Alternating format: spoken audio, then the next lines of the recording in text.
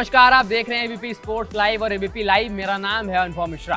कल दिल्ली और चेन्नई के बीच वाईजैक के मैदान पर मुकाबला खेला गया, जिस मुकाबले की दो सबसे चर्चित चीजें आज सोशल मीडिया पर ट्रेंड कर रही हैं और हर अखबारों की और सुर्खियों में बनी हुई हैं। सबसे पहला तो MS धोनी की वो पारी। चेन्नई भले वो मुकाबला हार गई हो, लेकिन MS धोनी की पारी ने चेन्नई के फैंस और MS धोनी के फैंस को बड़ा खुश किया है। जिस तरीके से MS धोनी लंबे लंबे छक्के और धुआंधार पारी खेलने के लिए जाने जाते हैं, MS ने कल वही दिखाया। भले चेन्नई मुकाबला हार गई हो, लेकिन फिर भी MS की पारी ने सबका दिल जरूर जीता है।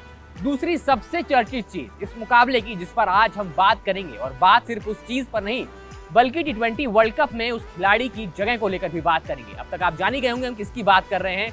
यहाँ बात हो रही है ऋषभ पंत की।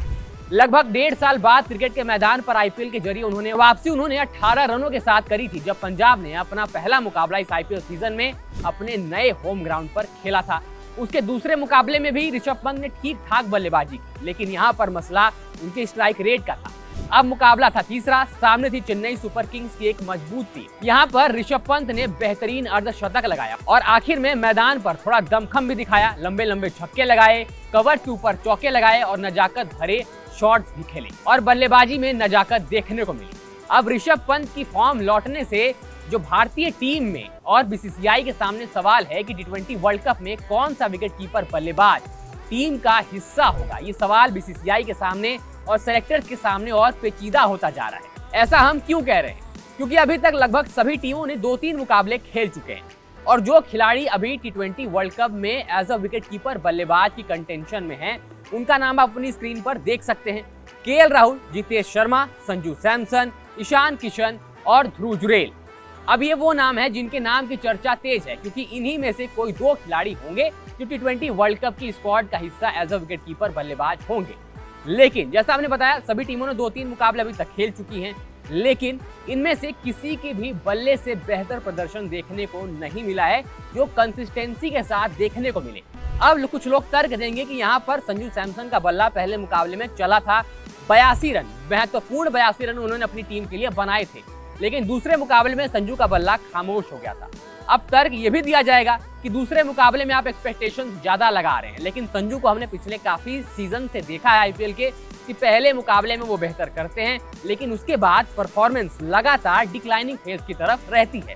दूसरा नाम है जितेश शर्मा का, जिन्होंने अभी तक 3 मैचेस खेले हैं, उसमें मात्र 42 रन बनाए हैं, जिसमें उनका हाईएस्ट स्कोर 27 का रहा है।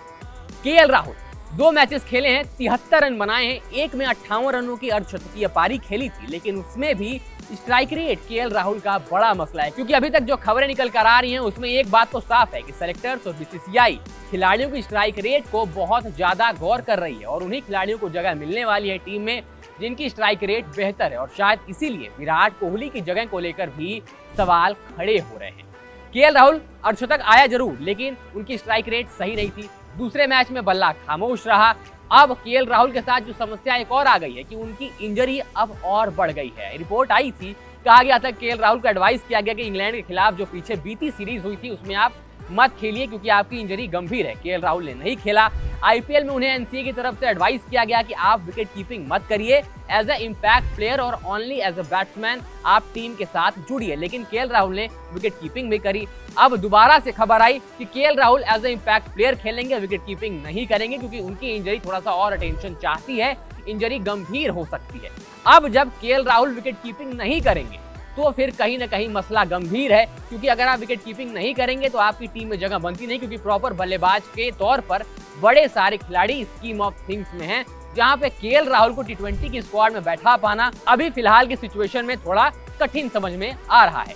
तीसरा नाम जितेश शर्मा, पंजाब के खिलाड़ी हैं। बीते कुछ समय से अगर आप भारतीय टीम की T20I सीरीज उठा के देखें तो जितेश शर्मा को मौके मिले। जितेश शर्मा ने भारत के लिए T20I मैचेस खेले, लेकिन इस IPL में जितेश शर्मा का परफॉर्मेंस अच्छा नहीं रहा है अभी तक। आगे अभी और मैचेस बाकी हैं और अभी खिलाड़ियों के पास मौका है, लेकिन शुरुआत अभी उन खिलाड़ियों के बल्ले से रन निकलने की हुई नहीं है। और सवाल इसलिए भी ये उठ रहे हैं क्योंकि अप्रैल के एंड तक ही भारतीय टीम की T20 स्क्वाड अनाउंस हो जाएगी T20 वर्ल्ड कप के लिए। अब जब आपके पास वक्त ज्यादा नहीं है तो जो बचे मैचेस हैं आपको उन्हीं में परफॉर्म करना है, इसलिए खिलाड़ियों पर दबाव ज्यादा है। जितेश शर्मा की परफॉर्मेंस की बात करें तो उन्होंने अभी तक पंजाब के लिए इस सीजन में 3 मैचेस खेले हैं। अब बात करते हैं ध्रुव जुरैल की। राजस्थान के लिए खेल रहे हैं, 2 मैचेस में 40 रन बनाए हैं, दोनों मैचेस में 20-20 रन की पारियां आई हैं। लेकिन अभी भी ध्रुव जुरैल के बल्ले से वो T20I वाली नॉक हमें देखने को नहीं मिली है। ठीक ठाक मौका भी मिला है गेंदों को खेलने का, लेकिन एक मैच में विकेट गवा बैठे थे, एक में नॉट आउट गए थे। तो ध्रुव जुरैल पर भी निगाहें होंगी, लेकिन वो बड़ी पारी अभी निकल के आई नहीं है। अब बात करते हैं मुंबई के विकेट कीपर की ईशान किशन की। ईशान किशन का मसला हम सभी को पता है कि बीसीसीआई से शायद उनकी थोड़ी सी बातचीत नहीं बन रही थी, उसको लेकर बड़ी सारी बात भी निकलकर सामने आई। ईशान किशन ने नाराजगी जताई थी बीसीसीआई से, या बीसीसीआई खफा है ईशान किशन से, रिपोर्ट सारी निकल कर आई।